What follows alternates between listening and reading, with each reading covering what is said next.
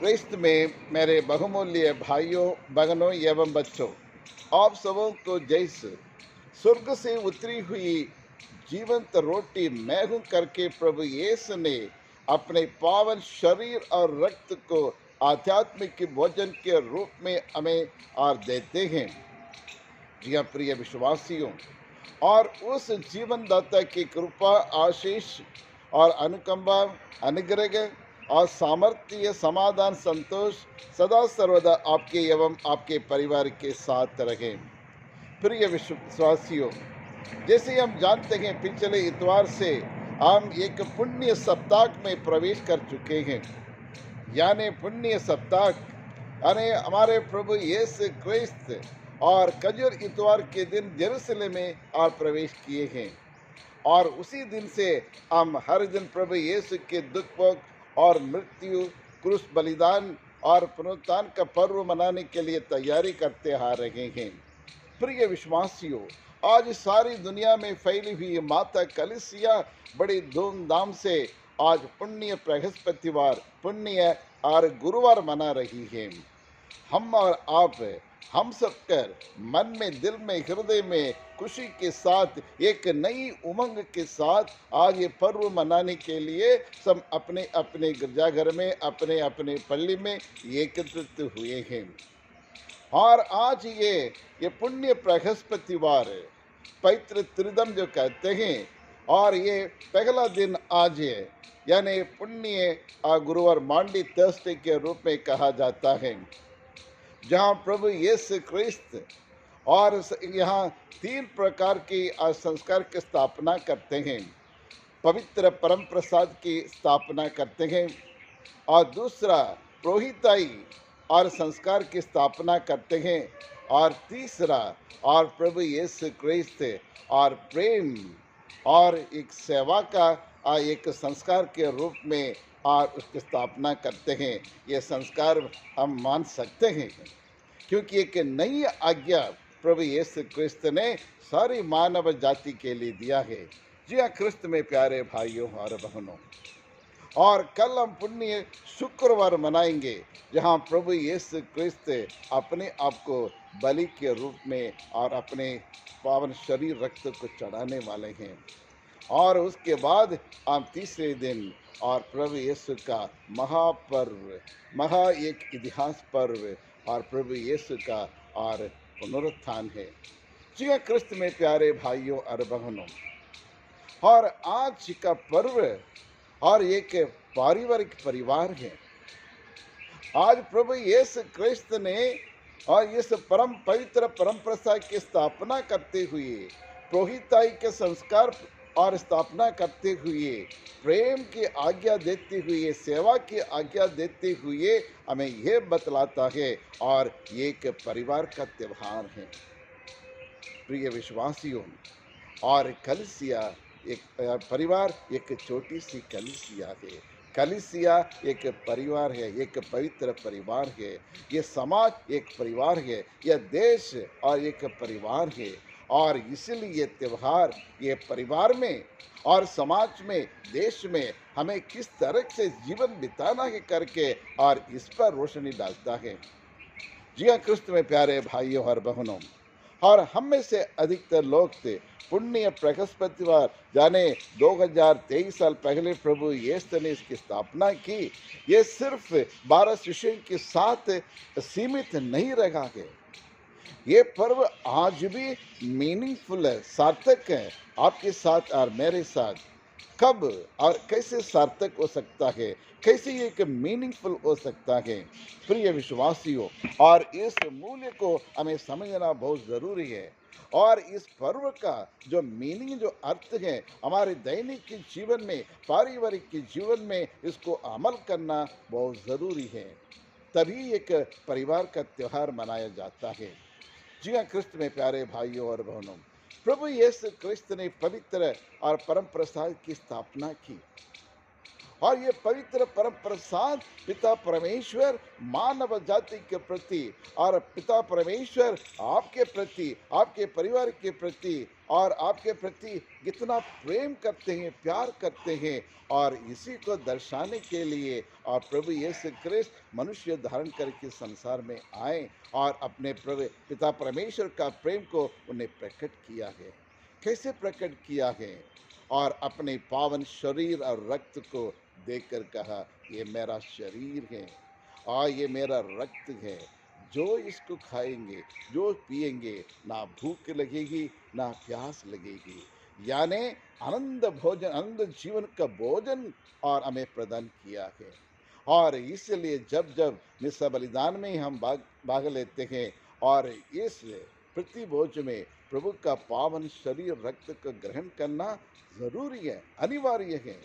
यदि मिस्सा बलिदान में भाग लेने के बावजूद भी यदि आप परम प्रसाद नहीं ग्रहण करते हैं, देन इट बिकम्स इनकम्प्लीट और ये अपूर्ण हो जाता है। और इसलिए परम प्रसाद यानी यीशु के पावन शरीर रक्त को ग्रहण करना, यहाँ जो व्यक्ति इसमें भाग लेते हैं वो घर जाकर वो सिर्फ इतना ही करना है और कि वहाँ अपने आप को बांटना है। पति या पत्नी या माता पिता और बच्चे, ये वहाँ अपने प्रेम को एक दूसरे से बांटना चाहिए।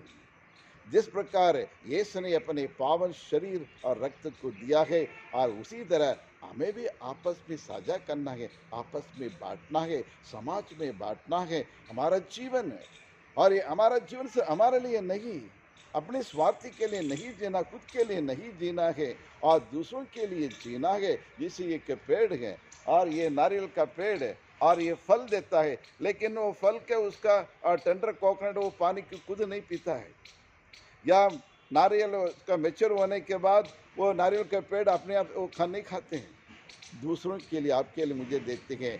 इसी प्रकार आपका जीवन, एक पति का जीवन या परिवार का जीवन या कोई भी व्यक्ति का, हर एक इंसान का जीवन और इनकी समान प्रभु यीशु के समान दूसरों के लिए देना है, दूसरों की उन्नति विकास के लिए मर मिटना है, अपनी इच्छाओं को, अपने डिजायर्स को उसको कंट्रोल करके या त्यागते हुए दूसरों के लिए करना है।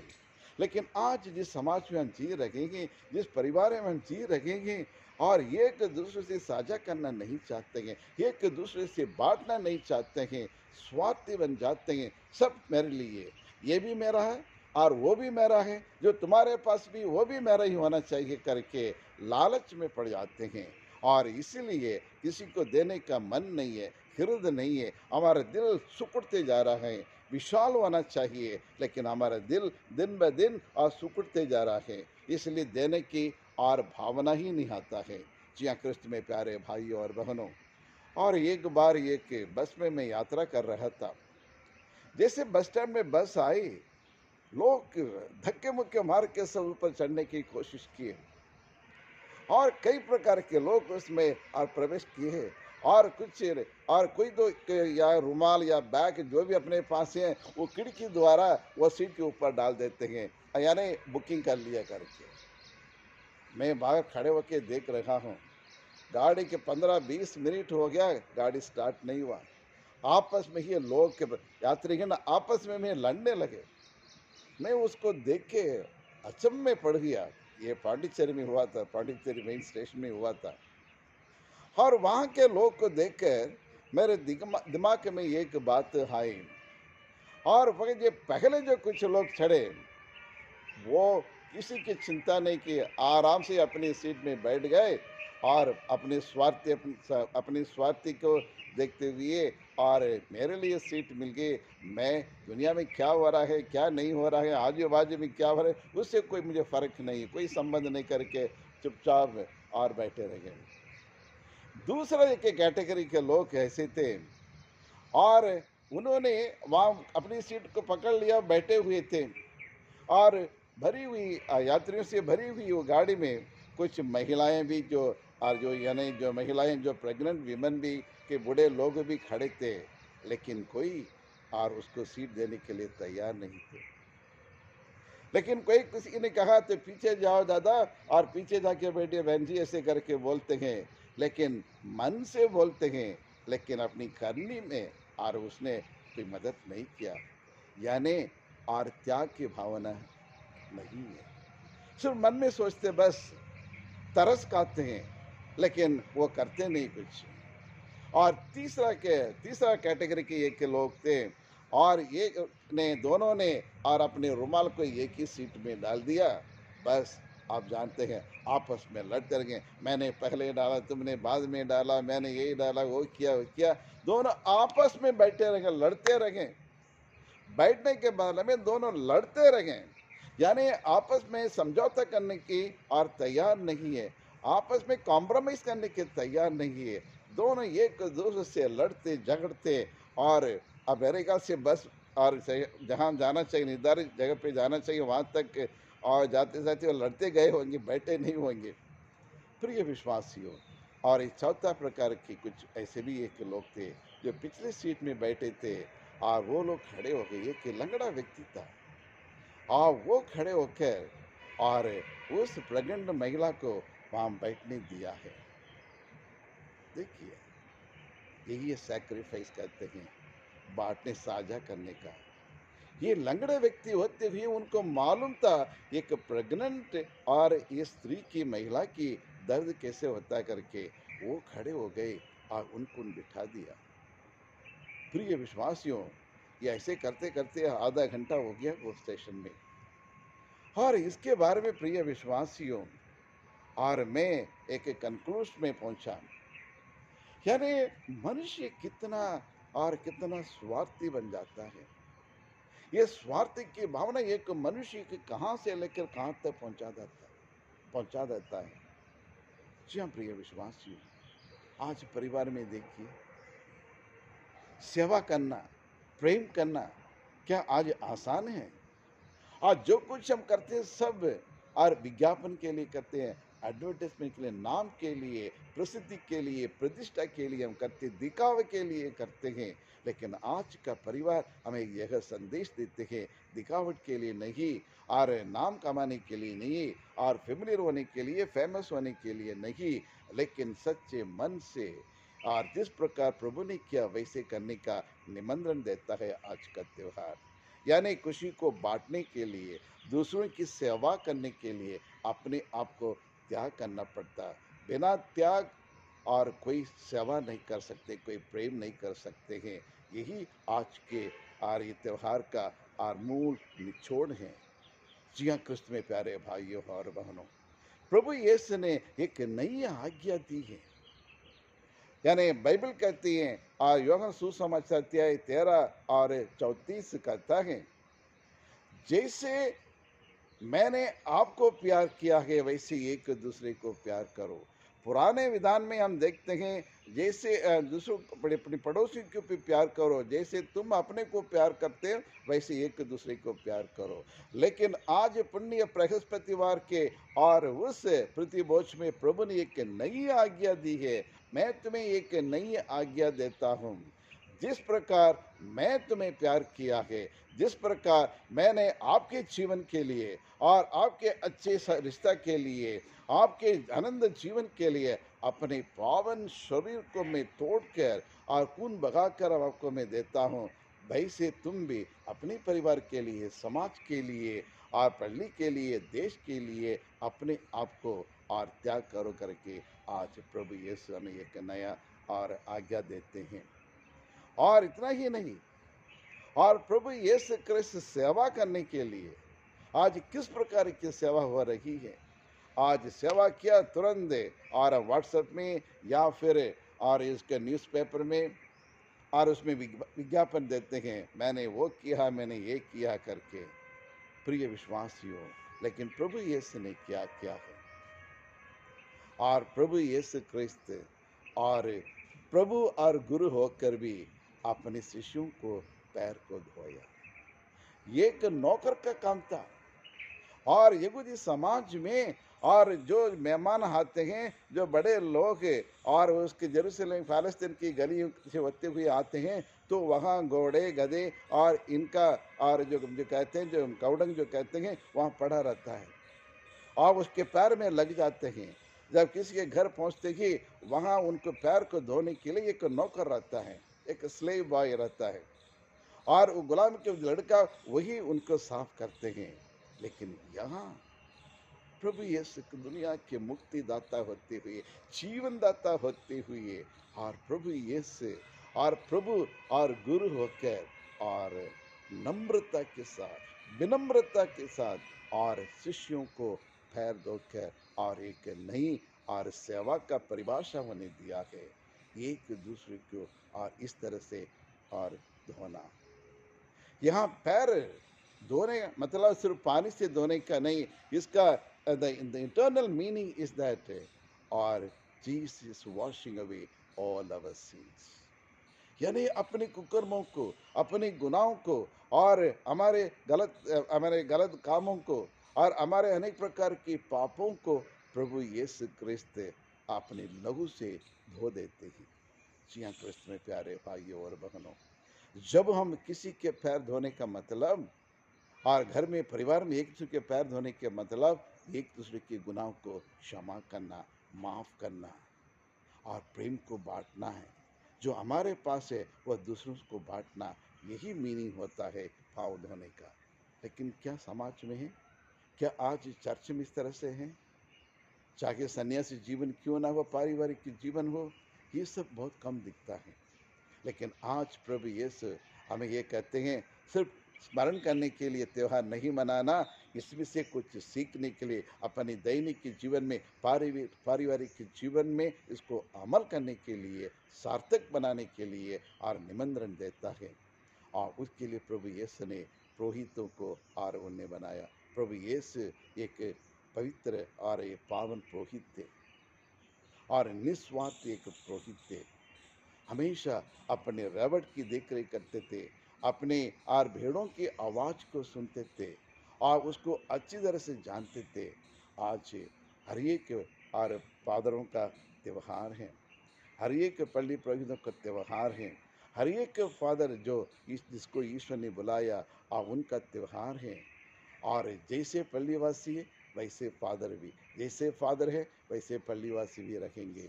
प्रिय विश्वासियों, आज हम सभी फादरगण के लिए हम विशेष रूप से प्रार्थना करें, जो अपने परिवार, अपने कुटुंब को छोड़कर और ईश्वर की सेवा में आए हैं। वो सब कुछ छोड़ के आए हैं। आज आप ही उनका और भाई है, बहन है, और आप ही उनका और ईश्वर के संतान हो। और हर एक फादर के लिए जिस पल्ली में जहाँ काम करते हैं वहीं के लोगों की उनके माता पिता और भाई बहन हैं। जी हाँ प्रिय विश्वासियों, और उनके त्यागपूर्ण जीवन के लिए हम प्रार्थना करें। लेकिन ये भी है कि हम भी एक मनुष्य है और आप लोगों में से हम भी और फादर बन के आए हैं। हमारे भी कुछ गलतियाँ होगी, हमारे भी कुछ शॉर्ट कमिंग्स होंगे, लेकिन उनकी दूर करने के लिए प्रभु से और आप लोगों से मैं विनती करता हूँ, हमारे लिए भी प्रार्थना करें, ताकि मैं हमेशा हम एक पुरोहित होते हुए अपने कर्तव्यों को और निस्वार्थ से बिना पक्षपात भेदभाव निभाने की और कृपा ईश्वर में प्रदान करने के लिए आप प्रार्थना करें। तो आइए आज के त्योहार से हम सक्रिय रूप से इस पुण्य सप्ताह में प्रवेश करें। कल पुण्य शुक्रवार यानी और ये प्रेम का चरम सीमा कल होने वाला है।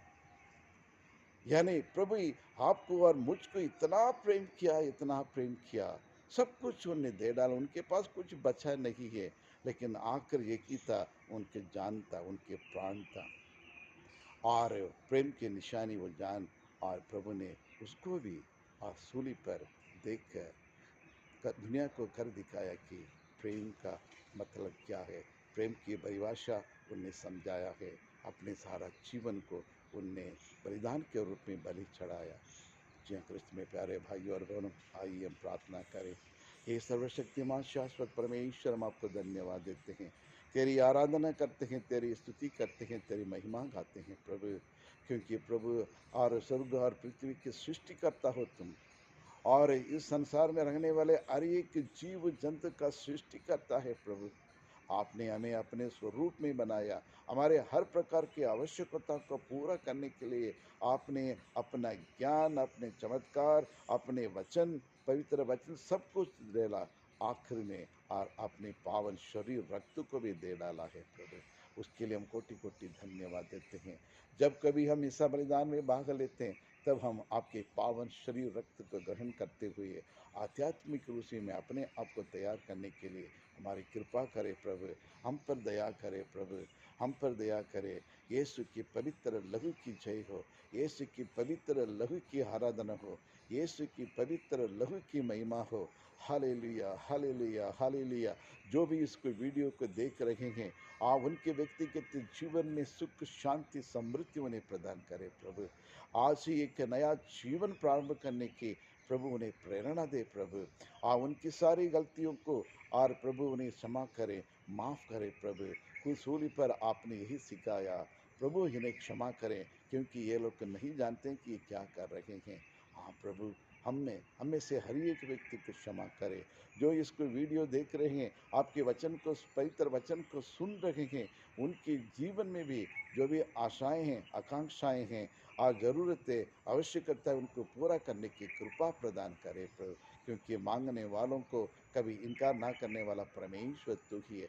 देने वाले परमेश्वर, अपने पावन शरीर को आपने साझा किया, रक्त को साझा किया। उसी प्रकार प्रभु अपने प्रेम, करुणा, दया को और साझा करे हर एक व्यक्ति के साथ। और जो बच्चे एग्ज़ाम लिख रहे हैं और एग्ज़ाम में अच्छी तरह से लिखने के लिए ज्ञान विवेक उन्हें प्रदान करे। जो कई लोग कई प्रकार की लंबी बीमारी से पीड़ित है प्रभु, चंगाई करने वाला परमेश्वर आप है प्रभु। निर्गमन ग्रंथ अध्याय 15 और 26 में आपने कहा, मैं ही तुम्हारा चंगाई करने वाला परमेश्वर, यदि तुम मेरी आज्ञाओं को पालन करोगे और मेरे रास्ते पे चलोगे और मेरे आदेशों की स्वीकार करते हुए उसका पालन करोगे, मैं तुम्हारा चंगाई दाता बन जाऊंगा करके आपने वादा किया है। उस वादा के अनुसार हम भी प्रभु, हमें से हर एक व्यक्ति कई प्रकार की बीमारी से पीड़ित है। यदि बीमार नहीं तो कोई टेंशन होंगे, कोई तनाव होंगे और इस प्रकार की कई कन्फ्यूजन होंगे प्रभु। इन तारे सारे और तमाम और चिंताओं को दूर करें, क्योंकि सबकी चिंता करने वाला परमेश्वर आप ही है प्रभु। और यही प्रार्थना हम करते हैं हमारे प्रभु यीशु क्रिस्त के द्वारा। आमीन, आमीन, आमीन।